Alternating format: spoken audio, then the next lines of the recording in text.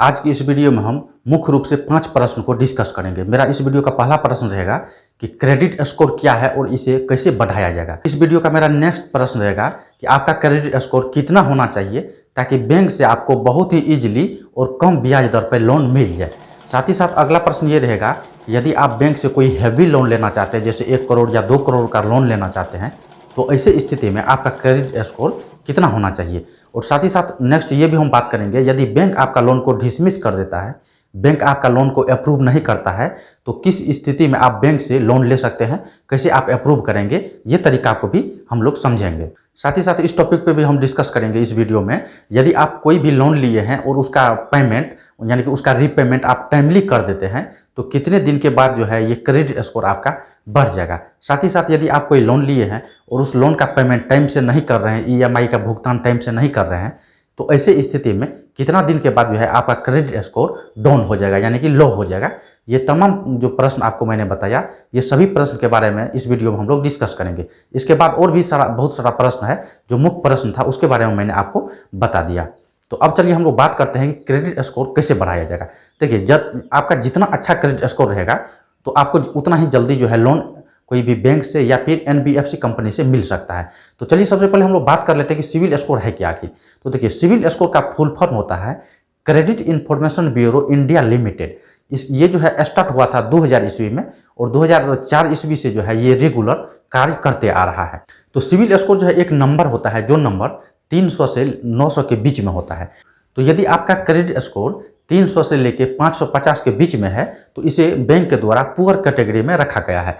वह यदि कोई व्यक्ति का क्रेडिट स्कोर 550 से लेके 650 के बीच में है, तो इसे एवरेज माना जाएगा। साथ ही यदि कोई व्यक्ति का क्रेडिट स्कोर 650 से लेके 750 के बीच में है, तो ये गुड होगा। साथ ही साथ यदि कोई व्यक्ति का क्रेडिट स्कोर 750 से लेके 900 के बीच में है, तो ये एक्सेलेंट माना जाता है।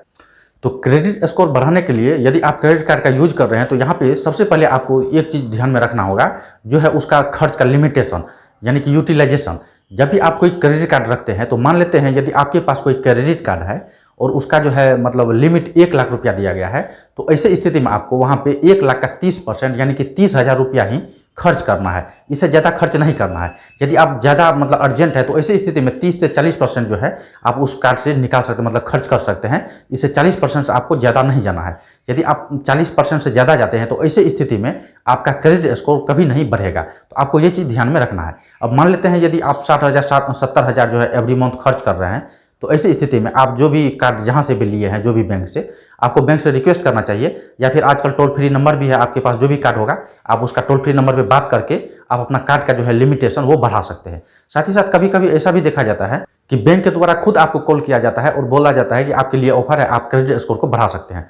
तो ऐसे स्थिति में जब भी बैंक के द्वारा आपको ऑफर दिया जाता है, तो उस ऑफर को आपको एक्सेप्ट कर लेना चाहिए। साथ ही साथ आप जैसे ऑफर को एक्सेप्ट करेंगे, तो वहाँ आपको उसका एनुअल चार्ज वगैरह के बारे में भी डिस्कस कर लेना चाहिए। नेक्स्ट है कि यदि आप कोई भी लोन लिए हैं, छोटा मोटा बैंक से लिए हैं या फिर कोई एनबीएफसी कंपनी से लिए हैं, तो ऐसे स्थिति में जब भी आप उसका ईएमआई को टाइम से पे करेंगे, तो ऐसे स्थिति में भी आपका क्रेडिट स्कोर बहुत फास्ट में जो है बढ़ जाएगा।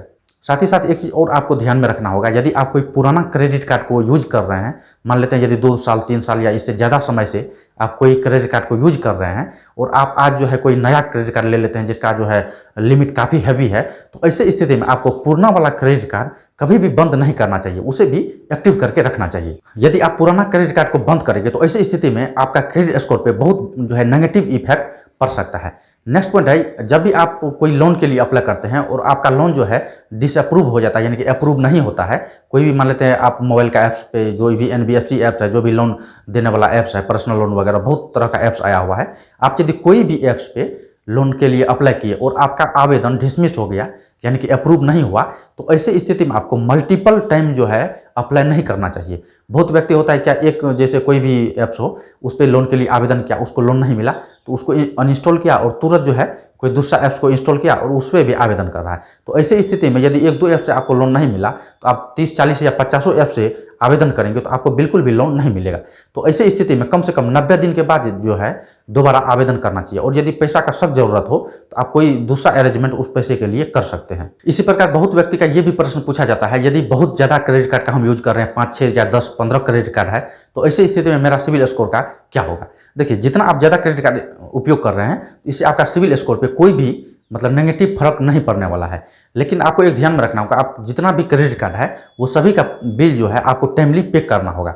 यदि आप सभी का बिल जो है टाइमली पे कर रहे हैं तो यहाँ पर कोई दिक्कत नहीं होगा। अब चलिए हम लोग बात कर लेते हैं कि आपने तो क्रेडिट स्कोर जो मैंने आपको बताया कि क्रेडिट स्कोर जो है 300 से लेकर 900 के बीच में रखा जाता है बैंक के द्वारा, ठीक है। लेकिन आपने देख लिया गुड, यदि आपका मान लेते 650 से 750 के बीच में क्रेडिट स्कोर है तो आप सोचेंगे मेरा क्रेडिट स्कोर जो है गुड है तो अब हमें बैंक आसानी से लोन दे देगा। लेकिन ऐसा कुछ भी नहीं है। ये आपको दिखाने के लिए और आपको समझने के लिए आपको जो है ये 4 टाइप का जो क्रेडिट स्कोर मैंने बताया ये होता है। लेकिन वास्तव में क्या क्रेडिट स्कोर होने के बाद आपको बैंक बहुत इजीली लोन देगा। अब चलिए हम लोग इसके बारे में डिस्कस कर लेते हैं। देखिए, यदि आपका क्रेडिट स्कोर 700 से लेके 750 के बीच में है तो ऐसी स्थिति में यदि आप बैंक जाएंगे तो आपको बैंक के द्वारा अनसिक्योर लोन दे दिया जाएगा। अनसिक्योर लोन में जो है पर्सनल लोन खास करके आता है, मतलब ऐसा लोन जो लोन देने के एवज में बैंक आपसे कुछ भी गिरवी नहीं रखता है। और सिक्योर लोन में आ गया जैसे होम लोन है, कार लोन है, गोल्ड लोन है, तो ये सब लोन जो है सिक्योर लोन के अंतर्गत आता है। तो यदि आपका क्रेडिट स्कोर 700 से लेकर 750 के बीच में है तो ऐसे स्थिति में बैंक से तो आपको लोन मिल जाएगा, लेकिन वो ज़्यादा हैवी लोन नहीं मिलेगा। साथ ही साथ आपको लो इंटरेस्ट रेट पर लोन नहीं मिलेगा। आपसे जो इंटरेस्ट रेट बैंक के द्वारा लिया जाएगा वो काफ़ी हाई लिया जा सकता है यदि आपका क्रेडिट स्कोर 700 से लेकर 750 के बीच में है। तो यदि आपका क्रेडिट स्कोर 750 से लेकर 800 के बीच में है तो ऐसी स्थिति में बैंक से जो है हर महीना में 2 से 3 बार कॉल आ ही जाएगा। यानी कि आप मान के चल सकते हैं कि हर सप्ताह जो है आपको बैंक से 1 बार कॉल आएगा ही आएगा और आपको लोन के लिए जो है रिक्वेस्ट करेगा बैंक के द्वारा। साथ ही साथ जो बैंक से कॉल आता है और आपको बैंक के द्वारा लोन लेने के लिए रिक्वेस्ट किया जाता है, ऐसे लोन पे इंटरेस्ट रेट काफ़ी कम होता है। यानी कि आप ये सोच के चल सकते हैं, आप ये समझ सकते हैं, यदि आपका क्रेडिट स्कोर 750 से लेकर 800 के बीच में है तो ऐसे स्थिति में आपको बहुत लो इंटरेस्ट रेट पे लोन मिल जाएगा। और यदि आपका क्रेडिट स्कोर 800 से प्लस है, 800 से ज़्यादा है, तो ऐसे स्थिति में और बहुत ज़्यादा बेटर है आपके लिए। तो देखिए, ऐसे स्थिति में यदि आपका क्रेडिट स्कोर 800 से ज़्यादा है, ठीक है, तो बैंक जो है, बैंक का जो एम्प्लॉय होता है, जैसे मान लीजिए हम SBI बैंक का एग्जांपल लेते हैं, तो SBI बैंक में जो एम्प्लॉय कार्य कर रहा है तो वो एम्प्लॉय को जो बैंक मतलब लोन देता है, वो अपना एम्प्लॉय को जिस इंटरेस्ट रेट पे लोन देता है वही इंटरेस्ट रेट पे आपको भी लोन मिल जाएगा। लेकिन शर्त यही है कि आपका क्रेडिट स्कोर 800 से ज़्यादा होना चाहिए। अब आपके मन में एक प्रश्न आया होगा कि एक बैंक से मान लेते हैं 20 लाख लोन ले लिया जाए, फिर जो है कोई दूसरा बैंक से 20 लाख लोन ले लिया जाए, मतलब 10 दिन 5 दिन के दरमियान में, और काफ़ी सारा लोन हो जाएगा, उसके बाद रिपेमेंट वगैरह नहीं करेंगे। तो आपको हम बता दें, यदि कोई भी लोन का रिपेमेंट आप नहीं करते हैं तो इस टॉपिक पर हम जो है पहले वीडियो बना दिए हैं, तो आप उस वीडियो को जाके देख सकते हैं। साथ ही साथ आपको हम बता दें, जब भी आप एक बैंक से लोन ले लेते हैं, ठीक है, तो मान लीजिए यदि कोई भी एक बैंक से आप लोन लिए तो हर बैंक जो है आप जैसे EMI पे करेंगे तो आपको जो है एवरी मंथ EMI पे करना होता है। 30 से 45 दिन के दरमियान में जो है बैंक का मतलब RBI का ये गाइडलाइंस है सभी बैंक को, साथ ही साथ NBFC कंपनी को ये निर्देश दे दिया गया है RBI के द्वारा कि हर 30 से 45 दिन के दरमियान में, ये जो ड्यूरेशन दिया गया है 30 से 45 दिन, इस बीच में जो है सभी बैंकों और NBFC कंपनी को सिविल को ये रिपोर्ट करना होता है कि आपका सिविल रिपोर्ट क्या है। यानी कि आपका जो जन्म कुंडली है उसके बारे में सिविल को रिपोर्ट किया जाता है हर माह, आप कह सकते हैं 30 से 45 दिन के दरमियान में हर बैंक को और NBFC कंपनी को ये रिपोर्ट करना होता है। तो यदि आप एक जगह से लोन ले लेते हैं और लोन का रीपेमेंट टाइम से नहीं करते हैं तो अगले 30 दिन में आपका सिविल स्कोर बर्बाद होने वाला है। साथ ही साथ यदि आप मान लीजिए मतलब हर मंथ जो है टाइम से EMI पे कर रहे हैं तो आप सोचेंगे एक महीना में सिविल स्कोर बढ़ जाएगा, बिल्कुल नहीं। यहाँ पे आपको बताना ये चीज़ बहुत जरूरी है कि यदि आप लोन का रीपेमेंट टाइम से नहीं करते हैं तो अगले 30 से 45 दिन में आपका सिविल स्कोर काफ़ी कम होने वाला है। साथ ही साथ यदि आप टाइमली पे कर रहे हैं तो जो आप लोन लिए हैं जितना दिन का उसका जो है टेन्योर है, यदि आप 2 साल का लोन लिए हैं तो जब 2 साल पूरा हो जाएगा और उस लोन का सभी EMI को आप टाइम टू टाइम पे कर देंगे और वो लोन जब क्लोज हो जाएगा तो ऐसी स्थिति में आपका सिविल स्कोर काफ़ी ज़्यादा हो जाएगा। यानी कि कह सकते हैं सिविल स्कोर को नीचे लाना यानी गिराना, खराब करना बहुत आसान है, लेकिन इसे बनाना बहुत टफ है। यदि आप क्रेडिट कार्ड का बिल 3 महीने तक पे नहीं करते हैं तो ऐसे स्थिति में आप समझ लीजिए कि बैंक से लोन आपको काफ़ी लंबा समय तक नहीं दिया जाएगा, क्योंकि लोन तभी दिया जाएगा यदि आपका क्रेडिट स्कोर अच्छा है तो। लेकिन यहाँ पे क्रेडिट स्कोर तो आपका बुरा है, तो ऐसी स्थिति में लोन बिल्कुल भी नहीं दिया जाता है। तो क्रेडिट स्कोर जो है वो बहुत इंपॉर्टेंट चीज़ है, तो आपको हमेशा अपना क्रेडिट स्कोर को बना के रखना चाहिए। साथ ही साथ आपको ये भी ध्यान देना होगा कि हर आप 1 दिन 2 दिन या 3 दिन पे आपको अपना क्रेडिट स्कोर चेक नहीं करना है। यदि आप बार बार क्रेडिट स्कोर चेक करेंगे तो ऐसे भी स्थिति में आपका क्रेडिट स्कोर नीचे हो सकता है।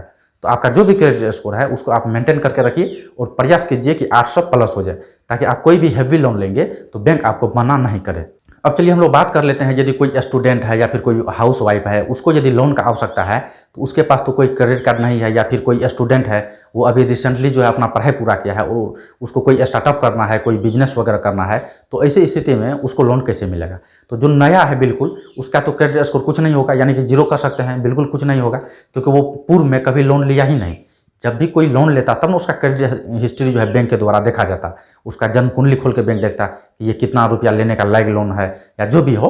तो कोई स्टूडेंट अभी रिसेंटली जो है वो अपना पढ़ाई छोड़ा है, मतलब पढ़ाई पूरा किया है और कोई बिजनेस में जाना चाहता है, तो ऐसी स्थिति में उस स्टूडेंट को जो है सबसे पहले जो भी बिजनेस करना चाहता है तो उसको सबसे पहले जो है जीएसटी नंबर बनवाना चाहिए, यानी जीएसटी रजिस्ट्रेशन करवाना चाहिए। और जीएसटी नंबर से कोई भी जो है बैंक में करेंट अकाउंट ओपन करवा लेना चाहिए, और करेंट अकाउंट ओपन करने के बाद जो है वहाँ पे बिजनेस लोन के लिए अप्लाई करना चाहिए। तो वहाँ पे इजीली जो है बिजनेस लोन उसे दे दिया जाएगा, और ये बिजनेस लोन जो है वो काफ़ी हैवी होता है, हो सकता है 1 से 2 करोड़ तक भी उसे मिल जाए। साथ ही यदि कोई हाउस वाइफ है और वो कभी लोन ली नहीं है, ऐसी स्थिति में यदि उसे लोन लेना है तो देखिए यहाँ पे सबसे पहले तो बैंक में लोन लेने जाएगा तो बैंक के द्वारा ITR का डिमांड किया जाएगा या फिर सैलरी स्लिप का डिमांड किया जाएगा।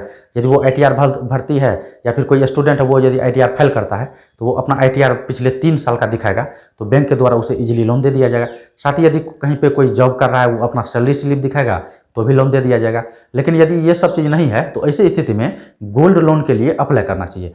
जब भी कोई व्यक्ति गोल्ड लोन के लिए अप्लाई करता है तो ये प्रैक्टिकली हमको देखा गया है कि जब भी आप गोल्ड लोन के लिए अप्लाई करेंगे तो बैंक जो है ये लोन काफ़ी फास्ट में जो है अप्रूव कर देगा और आपको दे देगा। और एक चीज़ यहाँ पे बताना बहुत ज़रूरी है, जब भी आप बैंक से या फिर NBFC कंपनी से लोन ले रहे हैं, यदि आप ज़्यादातर NBFC कंपनी से ही लोन ले रहे हैं तो आपको NBFC कंपनी जो है ये अनसिक्योर लोन देता है। और लगातार यदि आप अनसिक्योर लोन लेंगे तो ऐसी स्थिति में आपको समस्या हो सकता है, यानी कि आपका क्रेडिट स्कोर कभी नहीं बढ़ेगा। आप जो है मतलब दोनों लोन जो है मिला के लीजिए, कुछ अनसिक्योर ले रहे हैं तो कुछ आपको सिक्योर भी लेना चाहिए। जैसे आप कार लोन ले सकते हैं, होम लोन ले सकते हैं, या फिर आप गोल्ड लोन ले सकते हैं, यानी कि दोनों का जो है आपको कॉम्बिनेशन रखना होगा, दोनों को पैरेलल रखना होगा। यदि आप लगातार अनसिक्योर लोन ले रहे हैं तो ऐसी स्थिति में भी आपका क्रेडिट स्कोर पे काफ़ी जो है बुरा प्रभाव पड़ सकता है, तो आपको ये चीज़ भी ध्यान में रखना चाहिए। तो क्रेडिट स्कोर के बारे में मैंने काफ़ी सारा जानकारी आपको दे दिया।